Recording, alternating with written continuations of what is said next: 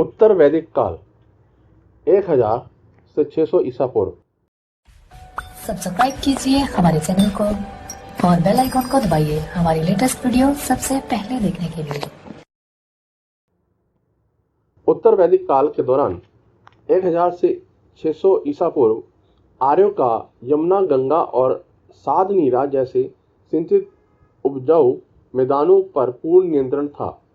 घटनाक्रम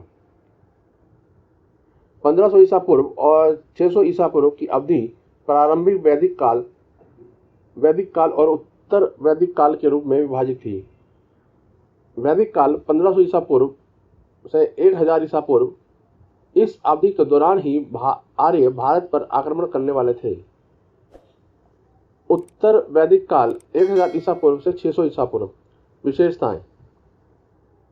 नंबर 1, उत्तर वैदिक रचनाएं। यह अवधि वेद के बाद संकलित वैदिक ग्रंथों पर आधारित थी। वैदिक भजन या मंत्रों के संग्रह को संहिता कहा जाता था। भजन गाए जाने के बाद वेदों को धुनों पर स्थापित किया गया था और इसके बाद इन्हें सामवेद संहिता नामित किया गया था। इस अवधि के दौरान दो और वेदों के संग्रहों यजुर्वेद वेद संहिता और अथर्ववेद संहिता की भी रचना हुई थी। यजुर्वेद में भजन अनुष्ठान के साथ होते थे जो समाज के सामाजिक राजनीतिक संरचना को दर्शाते थे। अथर्ववेद में आकर्षण और मंत्र होते थे जो विपदा से रक्षा करते थे।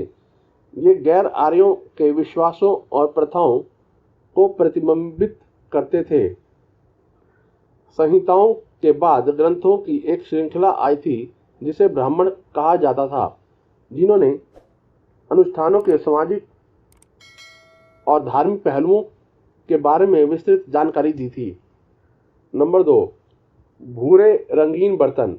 ऊपरी गंगा बेसिन के उत्खनन ने मिट्टी के कटोरों और भूरी मिट्टी के चित्रित बर्तनों की खोज को सुनिश्चित किया। यह उत्पाद एक ही क्षेत्र और एक अवधि 1000 ईसा से 600 ईसा पूर्व लगभग उत्तर वैदिक संकलन का हिस्सा थे। इस प्रकार इन स्थानों को पेटेंट ग्रेवियर PGW स्थान कहा जाने लगा था। ये स्थान पश्चिमी उत्तर प्रदेश और पंजाब, हरियाणा और राजस्थान के आसपास के क्षेत्रों में पाए जा सकते हैं।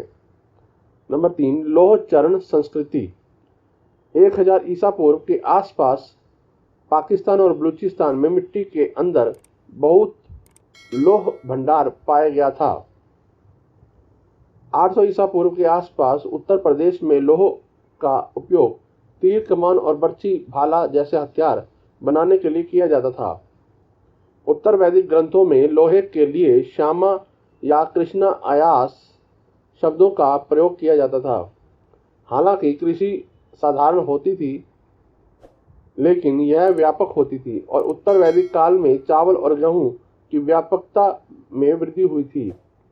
धातुओं की विविध कला और शिल्प के प्रस्तुतिकरण में वृद्धि हुई।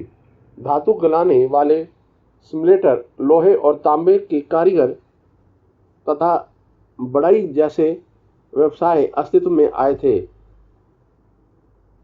उत्तर वैदिक काल में 4 प्रकार के मिट्टी के बर्तन होते थे: काले और लाल बर्तन, काले स्खलित बर्तन, चित्रित भूरे बर्तन और लाल बर्तन।